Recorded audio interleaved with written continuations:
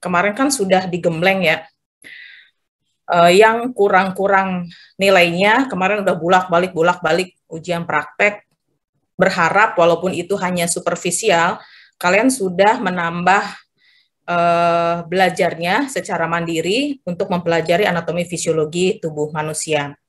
Kalau sudah belajar anatomi tubuh manusia, anatomi dan fisiologinya, itu tidak akan pernah lekang oleh waktu. Jadi belajar terus dan terus untuk anatomi fisiologi. Kemarin buku apa yang saya minta kalian baca? Izin menjawab buku Sherwood, Bu. Sherwood. Ada yang belum beli Sherwood?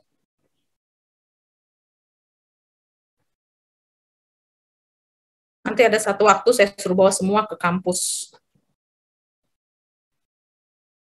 Ada yang belum beli? Izin menjawab, Ibu. Saya belum beli Sherwood, tapi saya udah punya buku anatomi yang lain gitu, Bu. Apa? Anatomi yang lain apa? Boleh tuker-tukeran. Tuker-tukeran tuh gini, Vini, kamu udah beli Sherwood? Udah, aku pinjem dong nanti seminggu, tanggal sekian, ntar gue balikin. Rantis pinjem, nanti bikin catatan dari situ. Buku itu akan bermanfaat kalau kita juga, bukan beramal dalam arti kita juga nggak butuh, enggak ya. Kan dalam 1 bulan nggak mungkin kalian baca terus buku itu kan. Tapi coba sekali kalian baca buku Sherwood. Apa yang kalian rasakan? Kan kalau kita baca buku itu harus ada kita punya feeling gitu loh, buku ini enak apa enggak. Sehingga bisa menata otak kita ini untuk menerima informasi yang kita baca di buku itu. Jadi kalau kalian belum punya buku Sherwood, coba baca aja, pinjem ke teman yang sudah. Kemudian kalian buat catatan. Itu sangat penting buku itu. Untuk menambah, kalau kita sudah baca, terus kita paham, yang akan terjadi dalam tubuh kita ini rasa percaya diri. Kalian kan perlu ke lapangan nanti kan, akan ke rumah sakit dan akan ketemu dengan para dokter, akan ketemu dengan tenaga kesehatan yang lain. Kalau kalian sudah punya bekal anatomi fisiologi itu luar biasa loh bekalnya. Kita bisa mendengarkan dokter spesialis bedah, dokter penyakit dalam, dokter spesialis jantung. Kalau kita paham, ternyata itu akan menggunung kemampuan kita itu. Tapi kalau kalian nggak pernah baca dan tidak memanfaatkan waktu yang ada untuk membaca anatomi fisiologi, nanti kalian jadi kayak sapi ompong. Dokter bicara udah sampai jauh, kalian diam aja apa yang diomongin ya. Padahal levelnya kalian sudah sarjana. Apalagi nanti kalau udah ke lapangan misalnya sudah profesi. Harusnya selevel dengan para calon dokter itu. Bukan spesialis ya, dokter-dokter itu. Jadi sekali lagi, saya akan terus mengingatkan, kalian harus baca. Minimal buku Sherwood kalian baca, bikin catatannya, tambah isi otak kalian dengan hal yang bisa menjadi dasar untuk mata kuliah yang lain. KMB, anak, maternitas, jiwa, kan semua asalnya dari situ kan? Dari anatomi fisiologi. Nah, sekarang ditambah dengan patofisiologi. Patofisiologi ini hanya 2 SKS, tapi berat. Kalau kemarin anatomi fisiologi berat, tapi SKS-nya besar. Ya kan? Makanya saya mati-matian kalian supaya tidak ada yang nilainya B-min. Jadi yang kemarin sudah ditempa, ujian lagi, itu hanya kesempatan saja. Entah kalian yang ditempa itu malas bacanya, apa kalian memang tidak mau membuka pikirannya untuk membaca buku yang diberikan, itu banyak faktor yang membuat akhirnya nilai kalian tidak sesuai dengan yang kami harapkan. Tapi apapun yang terjadi, kalau mahasiswa nilainya kurang, yaitu kami pecutnya dengan cara memberikan ujian. Nah, untuk patofisiologi tidak jauh beda ya, nanti prosesnya akan seperti itu, karena saya menjadi penanggung jawabnya untuk mata kuliah ini. Jadi, biasanya mahasiswa itu kalau untuk disiplin, untuk sesuatu yang, disiplin itu kan menyakitkan ya. Tapi kalau kita sudah terbiasa dengan kedisiplinan diri, apa aja mudah kita lakukan, kecuali kalau badan kita sudah memang tidak sanggup. Kita juga punya batasan ya badan ini. Kalau memang hari Minggu ternyata capek mau tidur ya tidur. Cuman pengalaman kalian Sabtu Minggu kadang dosen kan kejam ya, memberikan tugas sampai kalian nggak tidur dari Senin sampai Jumat udah tidurnya cuma sedikit, Sabtu sampai Minggu masih juga diminta untuk mengerjakan tugas. Tapi itulah nasib seorang mahasiswa. Mahasiswa itu memang kayak gitu.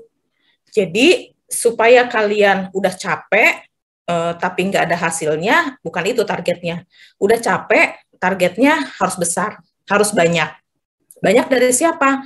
Dari institusi yang tidak memperlakukan mahasiswanya seperti di Poltekkes Jakarta 3.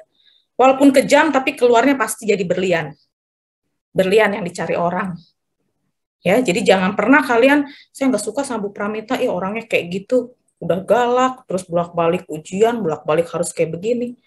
Itu hanya untuk menempa kalian supaya sesuai dengan apa yang diminta oleh, sebetulnya bukan oleh kami, tapi oleh kurikulum yang menginginkan para lulusan nurse itu seperti yang tercantum di kurikulum.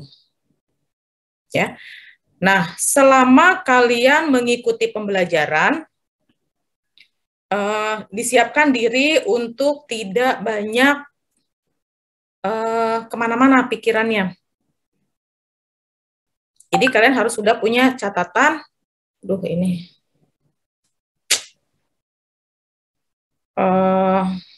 Tuh kan, gimana sih caranya supaya WA itu tidak keluar-keluar kayak gitu ya? Jadi mengganggu deh. Jadi sekali lagi, untuk setiap mata kuliah, kalian fokus selalu membawa pulpen dan kertas atau buku untuk mencatat hal-hal penting yang disampaikan oleh dosen. Lainnya, kalian lebih pinter, kalian lebih mampu untuk mencari bahan-bahan yang dibutuhkan untuk perkuliahan ya.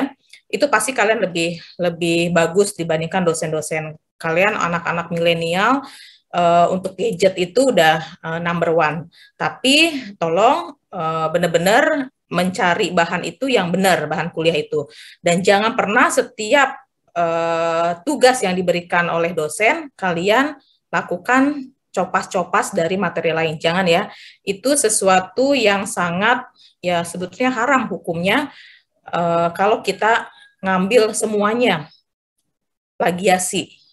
Ya, kalau nanti misalnya ada tugas membuat makalah, kemudian kalian melakukan plagiasi, itu hukumannya lebih berat.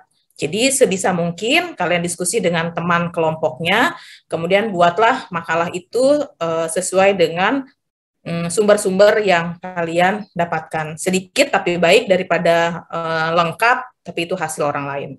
Nah, untuk patofisiologi ini, nanti tim dosennya adalah saat ini ya, masih Dr. Maria dan Dr. Mila.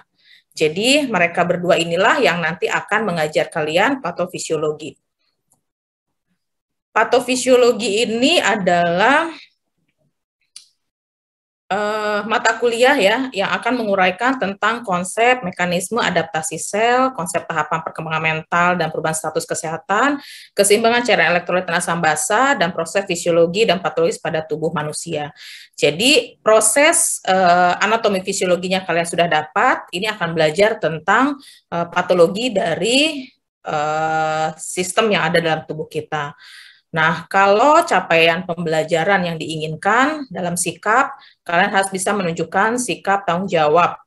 Tanggung jawabnya ini dalam arti tanggung jawab terhadap mata kuliah patofisiologi ini. Harus tuntas, semua tugas-tugas yang diberikan harus selesai, dan nilainya harus minimal dapat B. Jadi untuk dapat B, cara belajarnya nggak bisa santai-santai. Harus bagi waktu dengan mata kuliah yang lain. Kemudian ini yang lainnya nanti kalian baca aja ya. Ini pengetahuannya, ini sebagai dasar untuk memberikan asuhan keperawatan ya. Kemudian kenapa harus belajar anatomi fisiologi, kenapa harus patofisiologi? Pemikiran kritis atau berpikir kritis dari semua mahasiswa ini sangat diharapkan. Jadi kita tidak akan mampu melakukan berpikir kritis kalau tidak punya dasar keilmuan. Ya, ini salah satunya adalah belajar patofisiologi. Nah, apa yang akan dipelajari? Mekanisme adaptasi sel. Nanti kalian harus punya juga buku patofisiologi. Patofisiologi itu Sylvia apa ya bukunya? Nanti kalian cari ya. Kalau saya dulu waktu kuliah di anatomi di fisiologi di FAAL ya di FKUI, itu kami itu sering waktu-waktu kosong itu ke Senen tuh. Di Senen itu kan banyak buku-buku ya untuk kelas mahasiswa lah. Dan alhamdulillah jadi bisa kalau ketemu sama dosen tuh bisa diskusi, bisa nyambung walaupun levelnya nggak setinggi dosennya ya, tapi kami bisa nyambung waktu itu. Nah, saya berharap kalian juga bisa menyediakan atau membeli buku, nggak mahal sih kalau di Senen. Kalau misalnya saya nggak mampu Bu untuk beli buku, ya siapa yang mampu kalian belajar. Kalau saya dulu, kalau saya nggak mampu kan ada buku-buku tertentu yang tidak ada, biasanya dosen kasih bukunya, kemudian kita fotokopi. Nah, fotokopi setiap chapter untuk kita belajar, itu jadi bisa belajar di mana saja, kapan saja kita bisa baca. Jadi berbagai cara harus kita lakukan untuk memasukkan informasi-informasi yang ada dalam di buku itu ke otak kita. Ya, jadi kalian harus punya strategi. Kemudian keseimbangan dan proses perubahan keseimbangan cairan elektrolit dan asam basa. Nanti ada bagaimana proses edema itu terjadi, bengkak ya. Bengkak itu ada tingkatannya, nanti kalian harus belajar juga. Kemudian ada hiper dan hipoelektrolit, misalnya hipokalium, hipokalsium, atau hiperkalemia, itu apa artinya. Kemudian asidosis dan alkalosis kemarin juga sudah disinggung, nanti akan lebih dipelajari lagi. Kemudian proses imunitas, proses degeneratif, proses peradangan, proses infeksi, proses keganasan, terjadinya shock, kemudian interaksi genetik, ini juga akan dipelajari. Dan proses patofisiologi pada sistem tubuh manusia, mulai dari pernafasan sampai penginderaan. Jadi, kalau dasar anatomi fisiologi kalian sudah kuat, nanti bagaimana anatomi yang ada di dalam tubuh kita ini, kalau mengalami gangguan ya, itu reaksinya akan seperti apa yang akan dipelajari. Pembelajarannya karena ada 2 SKS 1.400 menit ya, atau 14 tatap muka ditambah UTS dan UAS ya, jadi 16 tatap muka. Nah, ini ada penugasan. Setiap mata kuliah itu pasti ada penugasannya. Jadi sekali lagi kalian sudah mampu melewati semester 1 dengan baik. Mudah-mudahan di semester 2 ini lebih baik lagi, kalian punya strategi yang mantap ya untuk menjalani penugasan-penugasan yang diberikan oleh semua mata kuliah yang ada di semester 2 ini. Untuk teori kegiatannya masih dilakukan, saya tidak tahu nanti kebijakannya seperti apa, tapi untuk sementara ini masih dilakukan secara daring ya, menggunakan small group discussion atau time-based learning, dan ada perkuliahannya. Kegiatan pembelajaran dilakukan secara tim, dalam hal ini timnya Dr. Mila dan Dr. Maria ya. Tidak ada penambahan hari bila waktu pembelajaran bertepatan dengan libur. Ini ada, kalau nggak salah tanggal 1 apa ya, yang kena liburnya. Nah, nanti kalau memang itu kena libur, kita akan kuliahnya pagi atau kuliahnya malam. Kalian harus mempersiapkan diri ya, supaya pembelajaran ini tetap bisa dilaksanakan, dan mungkin nanti ini komunikasi intensnya si Pen dengan Dr. Maria atau Dr. Mila. Nanti saya berikan nomor handphone Dr. Maria dan Dr. Mila. Kemudian bahan ujiannya nanti dari handout atau materi pembelajaran dan referensi yang ada di RPS ini. Kemudian penugasan, nanti akan ada penugasan dan presentasi ya yang akan difasilitasi oleh Dr. Maria dan Dr. Mila. Nah, untuk pengalaman belajarnya, mahasiswa mempersiapkan materi. Nanti dari topik-topik yang ada, kalian cari tahu dulu ya topiknya. Semester lalu kakak kelasnya kan berarti sudah ada. Kalian boleh membaca hasil dari kakak kelasnya, tapi bukan menyontek semuanya. Jadi jangan pernah melakukan plagiasi. Sekali kalian ketahuan, itu catatan buat saya untuk pemberian nilai ke kalian atau ke kelompok kalian. Jadi materi kakaknya boleh dilihat, tapi hanya untuk sebagai referensi saja. Oh, seperti ini cara buatnya. Tapi untuk membuatnya, kalian harus menggunakan literatur yang kalian baca. Jadi lebih aman kalian menggunakan literatur yang ada daripada melihat makalah orang lain. Ya, sekali lagi itu yang sangat saya tekankan untuk tidak melakukan plagiasi terhadap makalah orang lain.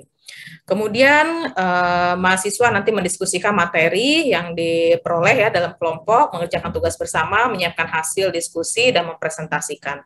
Penilaiannya kehadiran 80%, saya sih berharap 100%, tapi untuk hari ini aja ada yang sakit. Nah, untuk yang sakit mungkin nanti atau yang berhalangan hadir harus proaktif ya mencari tahu pada saat tidak hadir apa yang disampaikan. Pada saat tidak hadir sehingga tidak ketinggalan informasinya.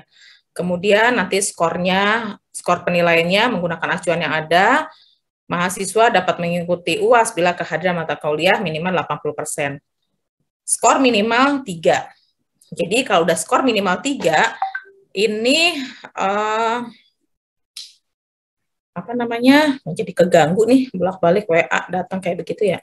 Mata kuliahnya harus mencapai 3, artinya usaha kalian itu, ya tadi saya sudah sampaikan, tidak boleh main-main. Ya. Kelihatannya nanti tidak akan ada semester antara, jadi kalau yang tidak lulus, ya akan digembleng terus-terusan supaya lulus minimal 3. Saya berharap dengan cara belajar kalian yang sudah kalian perbaiki dari hasil belajar di semester 1, nilai 3 ini tidak menjadikan kesulitan yang berarti ya untuk mempelajari patofisiologi ini. Kemudian sebelum UTS UAS, ini ada perhitungan persentase kehadiran mahasiswa, dan nanti saya akan cek melalui Dr. Maria dan Dr. Mila, siapa-siapa saja mahasiswa yang dalam proses pembelajaran menuju UTS dan UAS yang bermasalah. Bermasalah itu artinya ada yang laporan yang lalu-lalu ya, kameranya tidak pernah on, alasan sinyal, kemudian menyusun makalahnya lama, sudah diperiksa tidak diperbaiki. Nah, itu biasanya. Nanti itu akan ada nama-namanya, nanti akan, kalau Dr. Maria menyampaikan hal itu, mungkin nanti saya yang akan mengintervensi dari masalah yang dilaporkan oleh Dr. Maria atau Dr. Mila.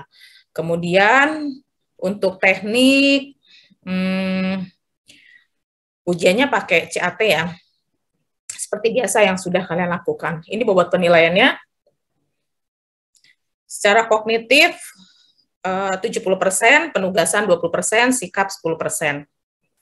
Untuk kognitif ini melalui UTS dan UAS, untuk penugasan melalui makalah dan presentasi, dan untuk sikapnya, ya kejujuran ilmiah itu maksudnya tadi ya, kalian tidak melakukan plagiasi. Kreatif artinya kalian memang membaca dari sumber-sumber yang ada, kemudian kalian membuat makalahnya sesuai dengan ketetapan yang ada dan kalian buat dengan kelompok sendiri, tidak nyontek ya ke makalah orang lain, aktif dan inovatif.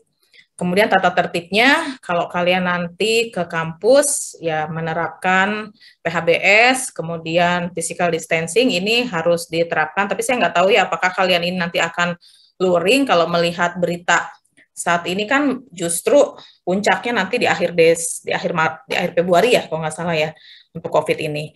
Jadi dimanapun kita berada, walaupun kalian tidak ke kampus, tapi kalian bisa ke tempat lain, hal-hal seperti ini jangan kalian abaikan. Karena sekali kita abai, yang akan kena diri kita sendiri dan keluarga terutama yang terdekat kan. Jadi jangan sampai COVID atau Omikron ya. Omikron ini menyerang kita dan keluarga dan kita tidak bisa melaksanakan apa-apa. Ya. Jadi pengalaman 2021 yang COVID-nya luar biasa ya di bulan Juli Agustus itu jangan sampai terjadi lagi. Jadi kita dimanapun kita berada tidak boleh abai terhadap protokol kesehatan yang sudah ditetapkan. Kemudian mahasiswa wajib hadir pada pertemuan PBM, mengisi kehadiran, mengenakan pakaian sopan dan rapi. Jadi walaupun kalian daring, terutama yang laki-laki ya, rambutnya jangan kalau udah panjang dipotong. Kemudian kalau jenggotnya udah tumbuh dirapiin, jangan miara jenggot ya. Kemudian mahasiswa wajib menyelesaikan tugas yang diberikan oleh dosen selama pembelajaran. Nah, berarti siapa tadi yang tidak hadir yang karena sakit? diharuskan mengirim surat keterangan sakit ya. Kirim nanti ke bagian adak ya, di jurusan keperawatan. Kemudian ini kalau yang daring wajib mengirimkan surat dari nih kan jadi lebih ternyata lebih ketat lagi nih sekarang. Bila berhalangan hadir mengirimkan surat dari orang tua, bila sakit mengirimkan bukti keterangan sakit dari pelayanan kesehatan. Ya, ini nanti tolong temannya yang tidak hadir berarti ini kena wajib mengirimkan surat atau bukti keterangan sakit dari pelayanan kesehatan. Kemudian berpakaian rapi, berambut pendek dan rapi, kumis jenggot tersukur rapi, tidak diperkenankan melakukan aktivitas lain pada saat mengikuti perkuliahan tanpa seizin dosen. Jadi kalian wajib izin ya pada dosen yang bersangkutan kalau memang ada kegiatan yang tidak bisa ditinggalkan. Tetapi kalian harus ingat ya persentase kehadiran supaya kalian bisa mengikuti UTS atau UAS. Itu juga jangan diabaikan karena sekali kalian abai nanti urusannya jadi repot. Kalau jadi mahasiswa yang urusannya hanya karena tata tertib, itu tuh biasanya jadi menyulitkan banyak pihak. Bukan hanya kalian yang melakukan, nanti juga keluarga jadi, orang tua jadi dipanggil, dosen jadi harusnya nggak ngurusin hal-hal seperti itu, jadi ngurusin. Kita harus sepakat ya, dan harus komitmen untuk proses pembelajaran semester 2 ini, kita lakukan dengan sebaik mungkin. Ya, mengaktifkan kamera pada video conference jika diperlukan. Nah, ini yang bisa kalian gunakan ya untuk referensi patofisiologi ini. Nanti mungkin coba tanyakan lagi ke Dokter Maria atau Dokter Mila, adakah tambahan? Kalau ngelihat ini sih udah pada lama banget ya, udah jadul. Jadi nanti coba tanyakan ke Dokter Maria, ada lagi atau enggak untuk patofisiologi. Siapa nih? Oke. Dokter Maria udah nanyain tuh.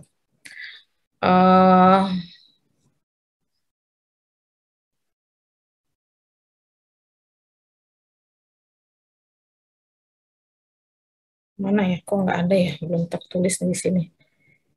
Oke, nanti kalau ada tambahan, saya sampaikan melalui SIPEN ya. Nah, kemudian untuk jadwalnya, ini yang tadi saya sampaikan capaian pembelajarannya, kalian akan lakukan di hari Selasa, Kamis ya, setiap jam 8 sampai dengan jam 9.40.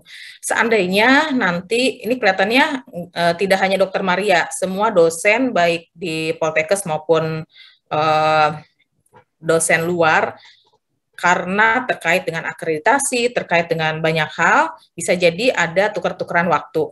Intinya nanti dikomunikasikan melalui SIPEN dan mahasiswa harus siap.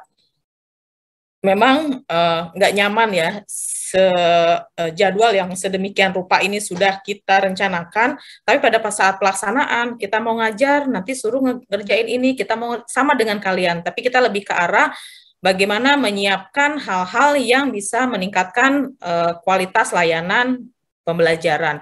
Jadi itu juga bisa mengganggu waktu pemberian materi. Jadi kalau nanti ada tabrak-tabrakan atau ganti, kalian harus sudah siap menghadapi itu ya. Nah ini materi-materinya nanti kalian baca. Kemudian nanti ada UTS di tanggal 25 Februari. 25 Februari sudah UTS, hati-hati ya, ini waktu berjalannya cepat nih, karena kalian setiap hari Selasa, Kamis, seminggu 2 kali. Jadi seminggu 2 kali patofisiologi itu sulit untuk dipelajarinya, pengalaman yang lalu. UTS rontok, UAS rontok, cuman berapa orang, mungkin dari satu angkatan hanya nggak lebih dari 5 yang berhasil tidak diulang. Ya, jadi sekali lagi mudah-mudahan kalian bisa mempersiapkan diri ya dengan strategi yang lebih baik lagi. Ini daftar kelompoknya. Nanti saya sampaikan ya ke SIPEN kelompok 1 sampai kelompok 14. Ya. Kemudian ini tugasnya.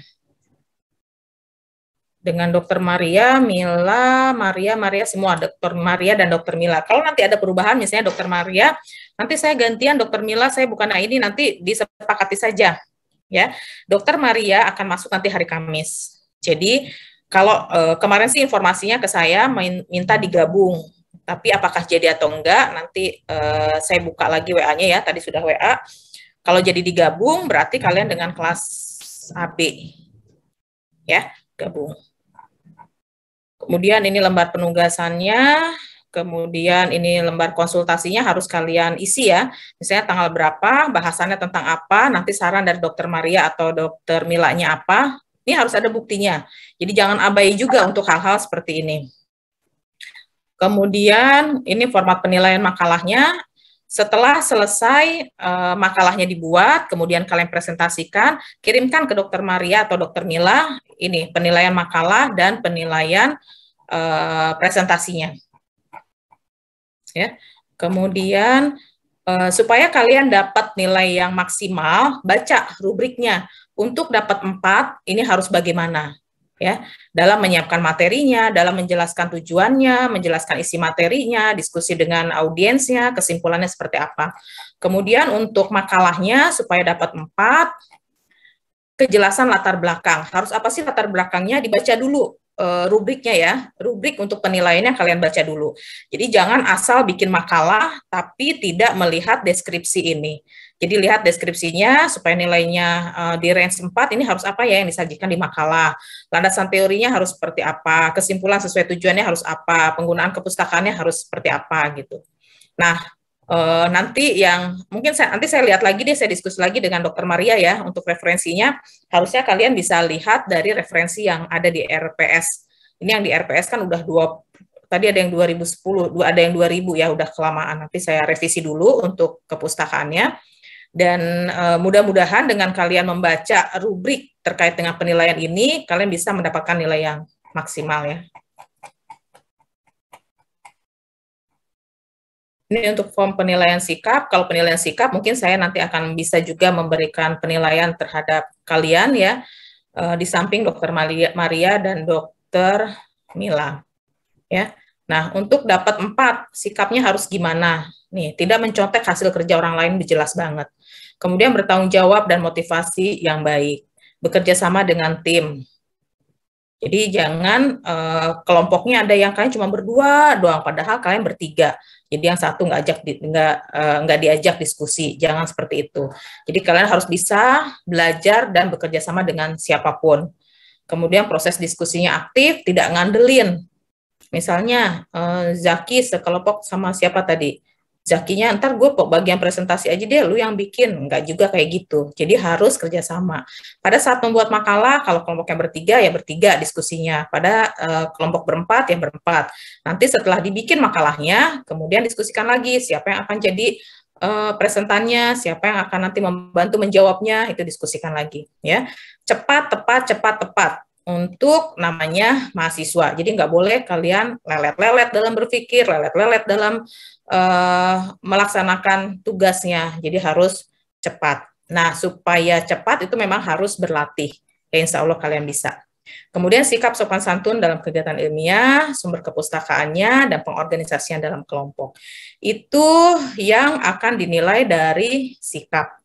Ini kisi-kisi soalnya. Soalnya setiap kali ujian, UTS 80 soal, UAS 80 soal. Semester lalu tuh ada yang dapatnya cuma 30, 20, itu sangat keterlaluan. Jadi kalau bisa kalian dapatnya itu ya 60 harusnya.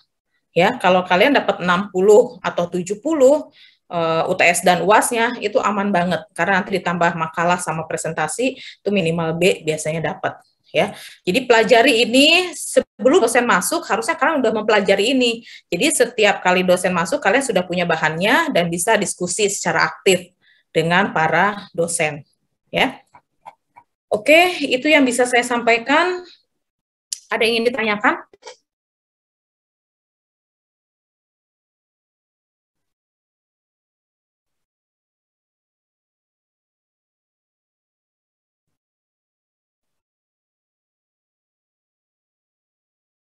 Cukup jelas yang saya sampaikan?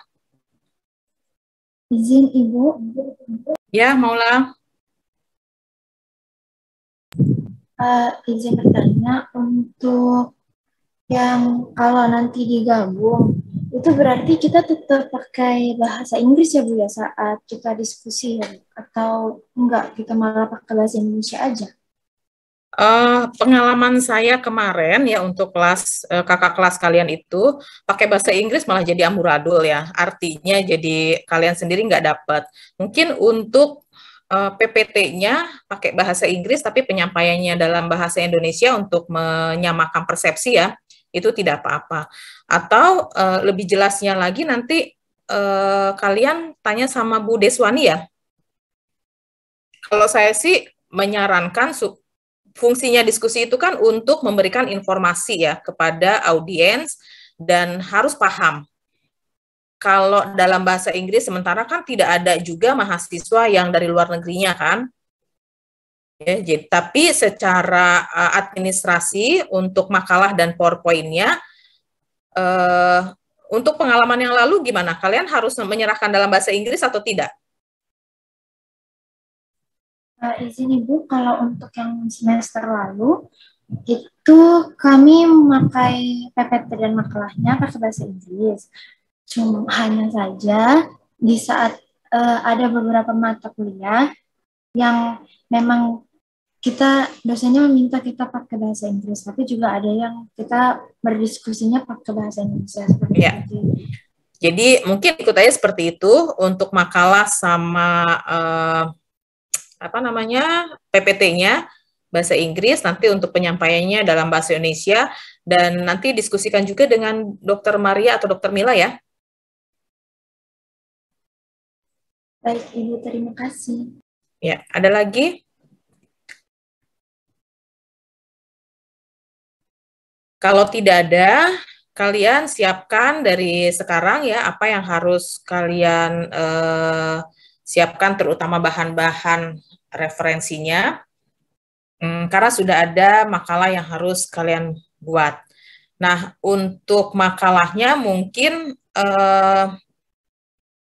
waktu presentasinya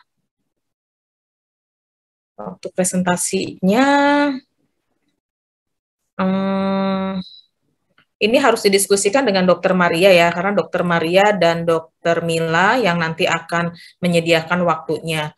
Kalian kuliah hari Kamis itu jam berapa sampai jam berapa ya? Izin menjawab, ini dari jam 8 sampai jam 9.40. Jam 8 sampai 9.40. Iya. Ya udah nanti RPS-nya saya kirimkan ke Sipen. Kemudian kalian, tapi yang saya kirim ini yang belum ada tanda tangannya ya, karena sedang proses yang ditandatangani, tapi minimal dari RPS yang ada ini bisa kalian pakai dulu untuk acuan, minimal kelompoknya siapa, kemudian materi yang harus dibuat apa, dan bisa segera dibuat. Nanti Dokter Maria mau presentasi, misalnya didahului dengan kalian dulu yang presentasi atau seperti apa, tapi kalian sudah siap, terutama untuk kelompok-kelompok yang dapat materi-materi di awal. Gitu ya. Ibu izin bertanya. Ya. Baik Ibu, terima kasih atas kesempatannya. Saya Hilda Silvi, izin bertanya Ibu terkait makalah. Tadi Ibu menyampaikan setelah mengirim makalah itu mengirim format penilaian ya Bu. Itu tuh mengirim formatnya itu secara terpisah sama makalahnya itu atau habis makalah di bawahnya format penilaian Bu? Ya, nggak apa-apa, sekalian lebih baik. Makalahnya sudah dibuat, kemudian format penilaiannya ya kalian sisipkan di situ, berikan sekalian, nggak apa-apa. Tapi sekali lagi, kalian baca rubrik penilaiannya ya, supaya makalah dan presentasi kalian itu bagus. Untuk mendapatkan bagus itu harus apa yang kalian berikan dan kalian tampilkan, dan kalian kerjakan di makalahnya, itu harus kalian buat ya sesuai dengan rubrik. Kalau mau dapat nilai 4 itu kriterianya apa saja. Kalian diskusikan dulu dengan kelompoknya, kemudian kalian buat dengan cepat ya, kemudian buat dengan cepat itu bukan berarti asal-asalan ya. Jadi jangan lelet-lelet kerjanya. Dibagi tugas, misalnya dapat tentang keganasan. Apa itu definisi keganasan? Kira-kira penyebabnya apa? Tanda dan gejalanya apa? Nah, itu harus dibagi dulu. Diskusi dulu, baru bagi, kemudian bagi, nanti malam kumpulin ya. Memang harus ada waktu. Jadi time management itu sangat penting dalam hal apapun. Kalau kalian sudah membagi waktu dengan baik, semuanya bekerja dengan baik, dan hasilnya pasti akan baik. Gitu, Hilda? Baik, Ibu terjawab. Terima kasih banyak, Ibu. Ada lagi? Ibu, saya izin bertanya. Ya, silakan Herti. Sebelumnya nama saya Herti Nayu, Ibu. Ibu, saya izin bertanya, tadi Ibu sempat membahas tentang lembar konsultasi dengan dosen ya. Ada keterangan tanggal pembahasan saran dari dosen. Itu tuh diisinya sebelum presentasi atau bagaimana ya, Ibu? Mungkin disertakan saja seperti tadi penilaiannya ya. Jadi yang pertama makalahnya, yang kedua penilaiannya, yang pertama tadi apa penilaiannya ya. Kemudian nanti kalian tuliskan di lembar konsultasi itu tanggalnya, tanggal berapa kalian menyampaikan makalah itu, terus yang kalian sampaikan apa. Misalnya menyampaikan makalah judulnya apa gitu. Terus berikan itu semuanya ke Dokter Maria, kalau memang pembimbingnya Dokter Maria atau Dokter Mila. Supaya ada bukti bahwa kalian sudah menyerahkan melalui lembar konsultasi itu. Dan kalau nanti ada masukan dari Dokter Maria, ya minta ditulis di situ untuk dikirimkan lagi ke kalian sebagai catatan apa yang harus diperbaiki di makalah itu. Ya. Jadi kalau bisa 1 minggu ini kalian bikin makalah. Jadi minggu depan bisa presentasi. Bisa mulai gitu. Ada lagi? Untuk daftar hadir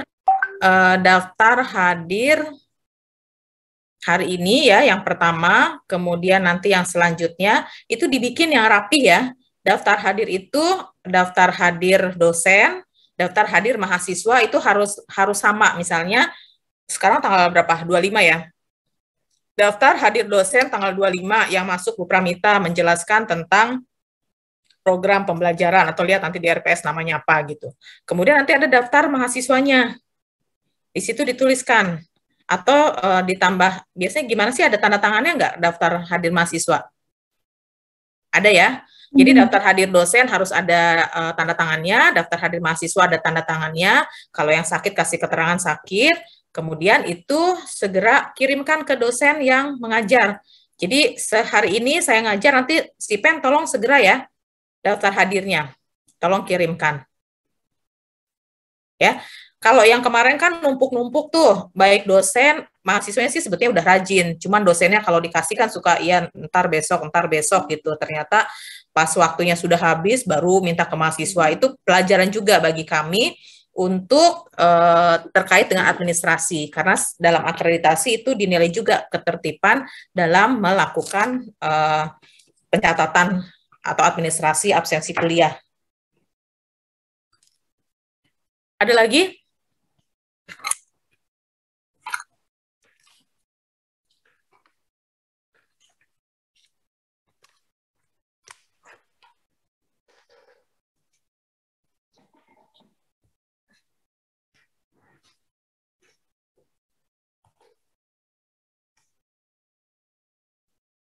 Kalau tidak ada, berarti kita cukupkan sampai di sini. Semester 2 ini mudah-mudahan tidak ada yang punya masalah yang berarti ya. Kalau hidup nggak punya masalah kan nggak mungkin. Tetapi kalau masalahnya menjadikan kita mager, bete, itu akan mengganggu proses pembelajaran. Jadi semaksimal mungkin kalian harus selalu, yang pertama selalu sehat, terus harus semangat, ya. Kemudian time management itu penting. Kalau kalian sudah punya pacar, jangan kebanyakan pacaran. Kalau nggak punya pacar, nanti datang sendiri pacar itu kalau kitanya apa ya, pengalaman pribadi nih. Kalau pengalaman pribadi saya, laki-laki itu, ini ada laki-lakinya ya. Laki-lakinya berapa orang sih? Jaki sama siapa? Ma Evan. Cuma 2 laki-lakinya. Kalau laki-laki, ya laki-laki mah nggak susah ya. Kalau perempuan itu, ya nggak perempuan, nggak laki-laki. Kalau otak kita udah diisi sama ilmu, biasanya kan dari wajah akan terpancar. Smart ya. Kalau orang pinter dengan orang smart kan beda. Kalau pinter tuh biasanya kutu buku. Laki-laki mau ngedeketin juga males gitu. Tapi kalau kita baca buku, tapi bukan hanya baca buku pelajaran. Kalau saya tuh dulu senangnya waktu kuliah, bacanya koran dulu yang saya baca. Dulu kan koran Kompas ada ya. Saya baca dulu koran Kompas. Jadi informasi tentang apa saja kan ada di situ. Jadi mulai halaman pertama, biasanya saya pagi-pagi itu jam 6 sudah baca koran itu, udah hatam tuh sampai halaman terakhir. Baru pas pelajaran, saya menyimak, kemudian biasanya saya salin ulang apa yang saya pelajari atau apa yang saya ikuti perkuliahannya. Karena apa? Tulisan saya kan kayak ceker ayam. Jadi kalau saya baca lagi, pasti saya nggak akan bisa baca. Jadi saya tulis lagi di dalam selembar kertas, saya bikin lipetan-lipetan kertas folio itu, saya bagi 2. Jadi kemanapun saya pergi, selalu saya selipkan itu di kantong. Karena rumah saya di Bogor waktu itu ya, kemudian kuliahnya di Jalan Kimia di belakang. Akper Kimia kan dulu di Poltekkes kan salah satunya dulu yang Akper Kimia kan, Akper Depkes RI di Jalan Kimia. Jadi setiap Sabtu Minggu saya pulang naik kereta, itu yang saya baca. Nah, kalau udah selesai, saya biasanya baca itu dari awal sampai akhir selesai. Nanti saya ulang lagi dari awal sampai akhir selesai. Gitu. Saya termasuk orang yang tidak suka di keperawatan dulu ya. Jadi bawaannya pengen keluar terus dari keperawatan. Tapi ya ternyata saya sudah mencoba ke tempat lain, nggak diterima juga. Bolak-balik nggak diterima, bolak-balik nggak diterima yang saya inginkan. Ya akhirnya ya udah nancep di sini sampai sekarang. Tapi dari apa yang sudah saya minta ya sama Tuhan itu setiap kali saya sembahyang, ya ternyata mungkin ini yang baik menurut Tuhan. Walaupun saya tidak suka, tapi karena ini sudah keputusannya lah, akhirnya saya ikuti, dan alhamdulillah dengan mengikuti ya dari doa-doa mungkin ya, dari doa-doa kan kita punya keyakinan, oh ya berarti ini sudah petunjuknya. Walaupun tidak suka, saya jalani, akhirnya S1, S2, S3, saya tuh tidak pernah ngeluarin uang. Itu beasiswa semua dari pemerintah. Padahal di keperawatan ini saya nggak suka, tapi Tuhan memberikan jalannya. Ya udah, berarti saya harus berbuat baik dan harus berbuat banyak untuk keperawatan. Nah, untuk kalian yang sekarang masih galau, harus memantapkan diri. Memantapkan diri itu harus komunikasi secara vertikal. Kalau secara horizontal kan kita bisa dengan teman, bisa dengan orang tua ya. Tapi kalau secara vertikal itu nggak ada yang bisa menghalangi lagi. Bangun malam kalian komunikasikan dengan Allah ya, dengan Tuhan, apa yang kalian inginkan. Biasanya ya kalau kita memang khusyuk itu akan ada jawabannya. Karena hidup ini akan melewati kita sendiri. Ya, jadi setelah semester 5 itu saya baru mulai belajar beneran. Waktu semester 1, 2, 3, 4 saya bawaannya bete, kabur, kalau perlu ya main-main aja lah. Tapi ternyata hasilnya jelek. Saya dulu di hair mulu kerjaannya karena nggak pernah belajar. Tapi saya senang berorganisasi. Jadi ngelola lomba-lomba tuh. Saya dulu kan ada lomba gerak jalan, ada lomba upacara dulu tuh ya, zamannya saya tahun 80-an. 89, 90. Nah, saya ngelola itu dan alhamdulillah juara terus. Tapi di pelajaran maternitas di hair, KMB di hair, komunitas di hair, itu saya di Herawati lah dulu saya itu. Tapi akhirnya saya segera menyadari diri, oh ya ternyata saya keliru. Saya tidak mau mengecewakan orang tua saya kalau saya tidak selesai untuk kuliah di situ. Akhirnya semester 5 saya baru mulai belajar. Mulailah semester 5, semester 6 tuh. Belajar sampai tekun banget. Diajakin main juga saya nggak mau.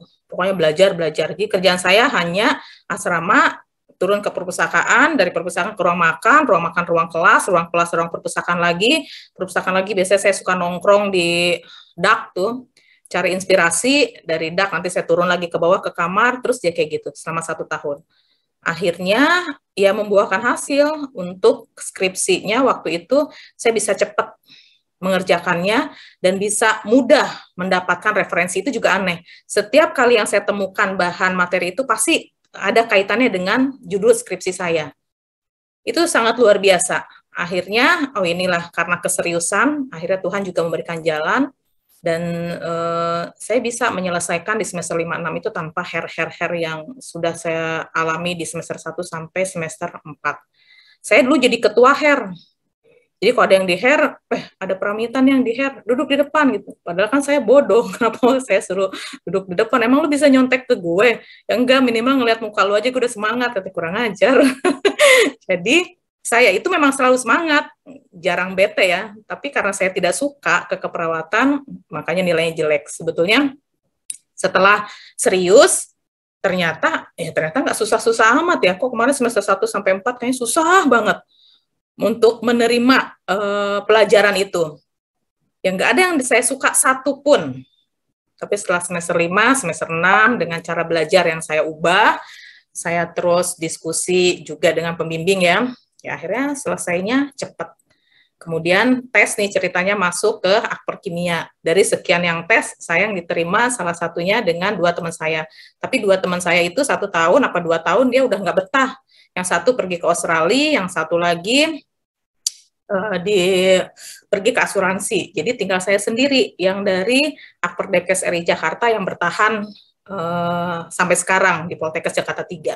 2 teman saya satu angkatan keterima juga. Jadi dari 8 yang tes masuk ke akper kimia itu dulu dites tuh, 8 orang dites, yang masuk cuma 3. Saya, teman saya di Australia, sama yang di asuransi. Nah, kenapa saya bisa diterima? Itu juga aneh. Padahal kalau lihat dari nilai, ya mungkin kayaknya mah nggak bagus-bagus amat orang nilai saya kayak gitu ya. Tapi di organisasi saya baguslah, bisa mengharumkan Akper Depkes RI Jakarta. Dengan dosen, saya bisa komunikasi dengan dosen siapapun. Dengan dosen yang galak, dengan dosen yang tidak galak, saya bisa komunikasi. Dengan kakak kelas, dengan adik kelas, saya juga bisa komunikasi. Jadi, rasanya dengan semester 1-4 yang saya sering di her, tapi kemampuan saya di hal yang lain, itu bisa mengimbangi langkah selanjutnya saya di semester 5 dan 6.